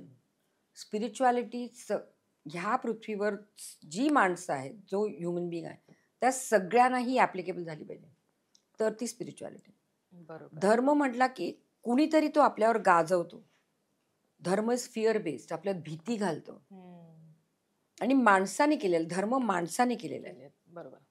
परमेश्वराने केलेला नाही. कुठचाही परमेश्वर तुम्हाला सांगणार नाही तू ह्या धर्माची, मग मी तुझ्याशी बोलणार नाही, हे कुठेही सांगितलेलं नाहीये. हे माणसाने केलेलं आहे. तेव्हा मग तो त्याचा वापर पॉलिटिकली करा, ह्याच्याशी करा, त्याच्याशी करा, हा मग त्याचा कसाही गैरवापर, स्पिरिच्युअलिटीचा गैरवापर करू शकत नाही कोणी. म्हणून I believe only in spirituality. धर्म नाही. मी आता हिंदू म्हटल्यावर आपण फक्त देवळातच जाऊ, ते सुद्धा कधी म्हणजे आपल्यामध्ये असं नाहीये की उतरलं देवळात गेले. बाकीचे सगळे बघ, संडेला ख्रिश्चन लोक रोज मासेसला जाणार प्रत्येक हो, संडेला. मुस्लिम लोक दिवसात 5 वेळा नमाज म्हणणार. आपण करतो काय? काहीही करत नाही आपण. आणि मोठा हिंदुत्वाचा गाजावाजा कर. काय याला अर्थ आहे? तर हा तुझा धर्म, हा माझा धर्म. नशिबाने thank God I am an actress. मी ॲज अन ॲक्ट्रेस मी सगळीकडे जाऊन आले. गुरुद्वारात जाऊन आले मी, दर्ग्यात गेलेली आहे, चर्चेसमध्ये गेलेली आहे. हिंदू गॉड्स वगैरे तर ते झालंच, ते आपण. पण आणि मी सिनेमा म्हणून नाही गेले, मी स्वतःहून देखील जाते. मला अजमेर शरीफमध्ये जायला खूप आवडतं. मी गुरुद्वारात, मी अमृतसरला गोल्डन टेम्पलला तर सगळेच जण जातात. पण मी अमेरिकेला, न्यूयॉर्कमध्ये माझी न्यू जर्सीला माझी बहीण राहते, तिच्या जवळच कुठेतरी एक गुरुद्वारा आहे, फार सुंदर गुरुद्वारा आहे. मी तिकडे गेले की कायम त्या गुरुद्वारामध्ये जाते. एक बुद्धाचा खूप मोठीच्या मोठी मूर्ती आहे तिच्या घराच्या जवळ. मी तिकडे जाते आणि तिकडे मी बसलेस, काय सुंदर मूर्ती, अप्रतिम वाटतं मला. तू बुद्ध, तू गुरुद्वारा, तू अमकं म्हणून मला माझ्या मनातच नाही येत तसं. परमेश्वर हा फक्त एकच आहे. आपण त्याला विभागलेलं आहे, ही आपली शॉर्टकमिंग, आपली चूक आहे. That divine light is only one. आता तुम्ही परमेश्वर म्हणालात म्हणून 2 गट आहेत, आस्तिक आणि नास्तिक. त्यांचं म्हणणं असतं जे नास्तिक आहेत की दिसतो का? दिसत नाही. पण आस्तिक असतात ते म्हणतात ती चैतन्य शक्ती आहे तुमच्या, आणि ती एनर्जी ज्याला कळायची त्याला व्यवस्थित कळते, कारण तिथे तो भाव असतो, त्याला ती पाहायची असते. आणि ज्याला नाहीच पाहिजे त्याला तो दिसतच नाही. आस्तिक खरे हे आस्तिक स्वतःला म्हणतात, पण त्यांना जर तू विचारलं की do you believe in some power, तर म्हणते yes I believe in some power. हे सगळं नियंत्रण कसं चालतं? ते ग्रह बरोबर त्यांच्याच मार्गाने, त्यांच्याच गतीने बरोबर युगानं युग चालू आहेत. हे सगळं, ही सगळी हार्मनी कशी होते? कळीचं फूल कसं होतं? त्या एवढ्याशा बीजामधनं एवढं मोठं झाड कसं तयार होतं? ह्या गोष्टींना काय उत्तर आहे? मला तू सांग, ग्रॅव्हिटी, ग्रॅव्हिटी बद्दल चिकार माहिती आहे, सगळे मॅथमॅटिकल माहिती आहे, सगळं सगळं सगळं सगळं सगळं आहे त्या ग्रॅव्हिटी बद्दल. एक चालली होती आमचा असा एक वाद. मी मग त्यांना विचारलं की म्हटलं पण ग्रॅव्हिटी कुठून आली? मला I don't have an answer to that. म्हटलं that's what I am talking about. Gravity आली कुठून? तुम्ही ग्रॅव्हिटी आहे म्हणून त्याच्याबद्दल निदान करता, काय काय काय काय करता. बरोबर. हे जे असतात ना, हे नास्तिक लोक ऍक्सेप्ट करतात. त्यांना फक्त ह्युमन फॉर्ममध्ये किंवा कृष्ण म्हणा, राम म्हणा किंवा अशा फॉर्म्समध्ये त्यांना तो देव त्यांना, पण that is fine, that's exactly what it is. तुम्ही त्यांना आकार दिलाय. आपण आकारात आहोत तेव्हा तुम्ही परमेश्वराला आकार दिलाय, कारण आपल्याला निराकार म्हणजे काय कळत नाही. आपण जेव्हा आकारात असतो तेव्हा निराकार हा आपल्याला कळत नाही, तेव्हा आपण त्यांना आकार दिले आणि त्या आकाराशी आपण संपर्क साधतो आणि त्या आकारावर आपण हे करतो. मानवतो देवता नाही तो पत्थर. नहीं मानते हो नहीं मानते हो, ठीक है, लेकिन शक्ती कोई है. तुमच्यासाठी ईश्वर आणि देव, ईश्वर अदेव याची व्याख्या काय आहे? म्हणजे जे ईश्वर किंवा देव किंवा भगवान किंवा जे आपण म्हणतो, माझ्यासाठी ते एकच लाईट आहे, सोर्स ऑफ लाईट. अर्थात माझं कृष्णावर खूप प्रेम आहे, साईबाबांची मी भक्ती करते. मला असं नाहीये की मी ह्याच्या देवळात जाणार, मी त्याच्या नाही जाणार, हे असं नाहीये. मी म्हटलं अजमेर शरीफमध्ये कुठेही मी गेले तरी मला तेच फील होतं. साईबाबांच्या देवळात गेले तरी मला तेच फील होतं. मी कुठच्याही देवळात गेले, काही गेले तरी मला तेच फील होतं. तेव्हा तो जो आहे सोर्स तो एकच आहे. बरोबर. जो ज्याला आपण परमेश्वर म्हणतो तो एकच आहे. ही गोष्ट तेवढीच खरी. आता मी जसं म्हटलं, जसं आपण आकारात आहोत तेव्हा आपल्याला निराकार कळत नाही, तेव्हा मग काहीतरी फॉर्म लागतो आपल्याला. हे सगळे फॉर्म्स माझे प्रिय आहेत, मला आवडतात सगळेजण. आमचं घर बघितलंस तर केवढे सगळं काय काय काय काय घरात आहेत. सगळे जीसस क्राइस्ट म्हणा, काय म्हणा, बुद्ध म्हणा, एव्हरीबडी इज देअर. आमच्या देवळात देखील साईबाबा आहेत, विठोबा आहे, सप्तशृंगी आहे, काली आहे माझ्या देवळात. मी माझं एकच असं नाहीये की नाही हिचंच त्याचंच, असं नाहीये. एक प्रश्न असा की आत्ताच्या काळात हा आजार प्रामुख्यानं जास्त प्रकर्षानं समोर आलाय, ते म्हणजे डिप्रेशन, अँझायटी यासारखे. आधीही असतील पण ते तितकं त्याची काय म्हणतात Awareness नव्हतं. अवेअरनेस नव्हता. अ, तर फिल्म लाईन मध्ये हे मी उदाहरण घेईन असं काही नाही, आज प्रत्येक क्षेत्रात हो, असे खरंय. बळी आहेत या आजाराचे. तर फिल्म लाईन मध्ये मी तुम्हाला याच्यासाठी घेईन कारण तुम्ही स्वतः त्यात आहात, त्यामुळे लोकांना तिथला माहित असेल की तुम्ही आता अध्यात्मामध्ये काय नेमकं करताय. तुमच्याशी कोणाचा असा संपर्क त्या निमित्ताने झालाय का, नाव न घेता? अ, आणि किंवा अशा वेळेला तुमचं नेमकं तुमचं उत्तर काय असतं यायला? फिल्म लाईन मध्येच असं नाही, म्हणजे फिल्मी लोक जास्त फारशी माझ्या वयाची तर नक्कीच नाहीत. हम्म. यंगस्टर्स आता खूप जॉईन झालेत आमच्या MBP ला पण, मैत्री परिवारला पण यंग ओके. यंग ॲक्टर्स खूप जॉईन झालेत. ओके. डिप्रेशन, एन्झायटी हा प्रकार आहे हे मी म्हणजे आता मी तुला सांगितलं जसं मी चक्राचं USP माझी चक्रास बेसिकली आहे. डिप्रेशन आणि एन्झायटी ही बेसिकली मूलधारा चक्र तुमचं जर स्टेबल नसेल किंवा खूपच इथे तिथे गेलं असेल तर ते सुरू होतं. तर ते मूलधारा चक्र बेसिकली फर्स्ट अँड फॉरमोस्ट ते करेक्ट करायला लागतं. जसं मी म्हटलं मी चक्र करेक्शन वगैरे करते घरी, तसं ते मूलधारा चक्र डेफिनेटली काहीतरी तिकडे गडबड आहे तर ते करेक्ट करायला लागतं. तर मी क्रिस्टल्स वापरते, पण माझी बऱ्याच आहेत माझ्या मोडॅलिटीज. ट्युनिंग फोक्स आहेत, क्रिस्टल्स आहेत, साऊंड बोल्स आहेत वगैरे वगैरे बरंच आहेत. त्याच्याने मी ते करते. पण आत्ता जर तुला मी जर कोणाला हे असं असेल की काय डिप्रेशन वाटतंय, लो वाटतंय, एन्झायटी वगैरे वाटतं, तर इमिडिएटली तुमच्या नजरेत म्हणजे तुमच्याकडे तुमच्या दृष्टीमध्ये लाल रंग जास्त दिसायला हवा. पण मूलधारा चक्र रेड रेड कलर, त्याचा रंग आहे रेड.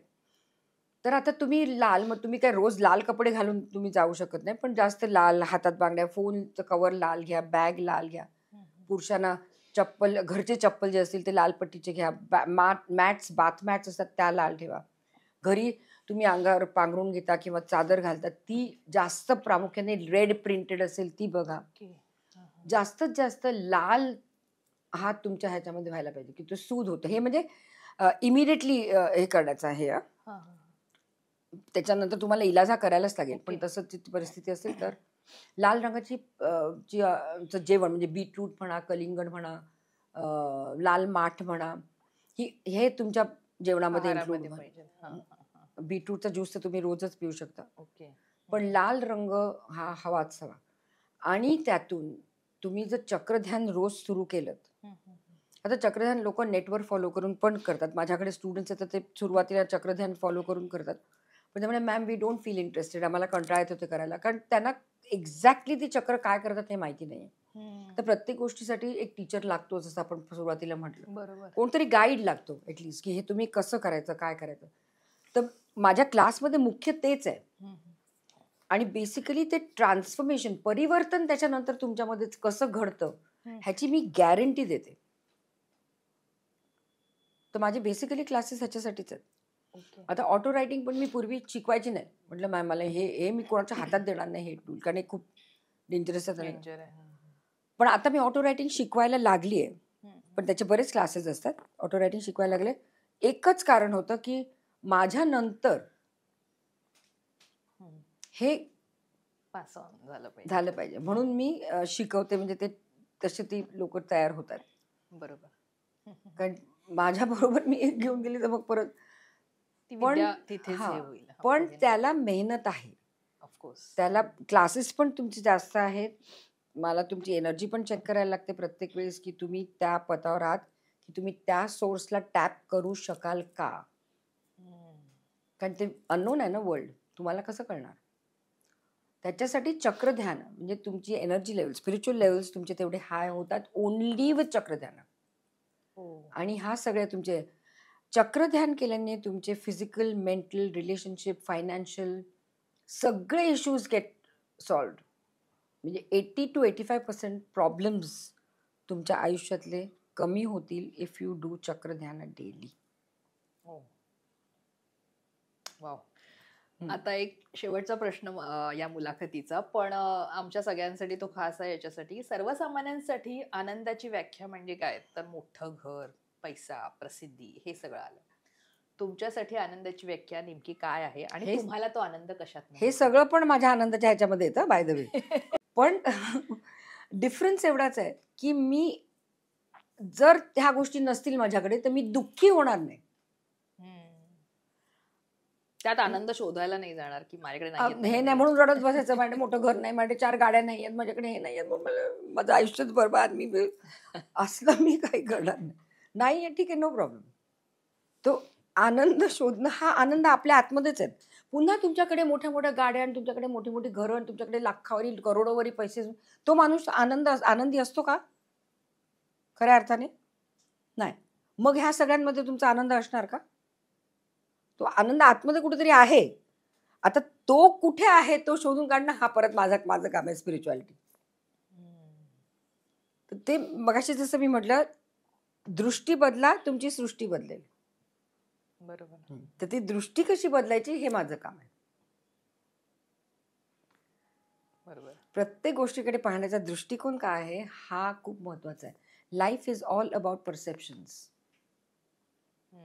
तुम्ही जर काळाच रंग बघायचा ठरवला तर ठीक आहे, मग all the best, good luck to you. रात्रही काळीच असते ना. काळी असते म्हणून तो चंद्रमा इतका सुंदर दिसतो आणि तारे दिसतात आपल्याला. उजेडात दिसतात का? नाही. तर तुम्ही काळी, आता अमावास्या, आता हे वाईटच दिवस, कोणी ठरवले? कुठे फॉरेनर्सना माहिती आहे का काय अमावास्या आणि पौर्णिमा? मग आपल्याकडेच का ते? हे ह्या गोष्टींचा आपण कधी त्यालाच अध्यात्म म्हणतात, जे सगळ्यांना ऍप्लिकेबल आहे ते. मग त्याच्यात तुम्हाला आनंद मिळतो आपोआप. आपण म्हणतो की आनंद मानण्यावर आहे वगैरे. हो, सगळं आहे, पण मानतो का आपण? हे बोलायला खूप छान आहे, व्हायला पाहिजे ना. सो होणं आणि बोलणं ह्याच्यात खूप अंतर आहे. आणि खरंच आज तुम्ही इथे येऊन आणि आमच्याशी इतक्या मस्त, म्हणजे अभिनयावरही तितकंच, त्या क्षेत्रावर इतकं सुंदर आम्हाला किस्से आणि आठवणी सांगितल्यात, आणि अध्यात्मावर खरं तर आज ही काळाची गरज आहे असं म्हणायला हरकत नाही. कारण हा आज ना आपण, म्हणजे तुम्ही जसं एक विषय मांडलात की देवाच्या पाया आपण किती पडतो, आपण किती जातो, आणि खरंच हे सगळं आपण मागे सोडतोय, आणि ह्याची आज मानसिक शांती आणि आपण जे म्हणतो ना. बरं, तरी पण असं नाहीये की तुम्ही रोज देवळात जा आणि देवाच्या पाया पडा म्हणा. मी रोज देवळात जाते, देवाच्या पाया पडते, पण माझ्या आयुष्यात काही घडत नाही. नाही, असंही नाहीये. उद्यापासून रोज लोक देवळात जातात असंही नाहीये.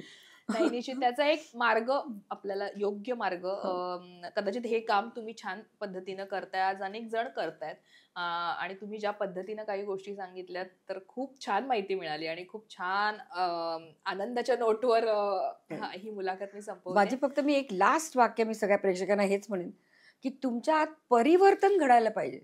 तुम्ही काहीही, कुठच्याही देवाला माना, तुम्ही काहीही करा, स्वतःला बघा, म्हणजे विचारून स्वतःला की मी परिवर्तित झाली आहे का? मला अजूनही काही काही गोष्टींचं दुःख होत आहे का? मला अजूनही वाईट वाटतंय का? अजूनही मी माझा स्वभाव तसाच आहे का पूर्वीसारखा? हे स्वतःलाच विचारा. आणि जर ते परिवर्तन होत असेल तर जे तुम्ही करता ते करेक्ट करता. जर ते परिवर्तन नसेल, अजून तसेच असतात, कित्येक वर्ष मी जप करते, कित्येक वर्ष मी आमकं करते, कित्येक वर्ष मी देवळात जाते, कित्येक वर्ष काय काय करते, पण माझ्यात परिवर्तन काही होत नाही, तर मग काहीतरी गडबड आहे. खूप खूप आभार स्मृती, इथे आलात आणि इतकं छान आम्हाला सांगितलं, आणि खूप छान आठवणी इथे आपल्या रंगल्या. तुमचे खूप खूप आभार. Thank you so much. धन्यवाद.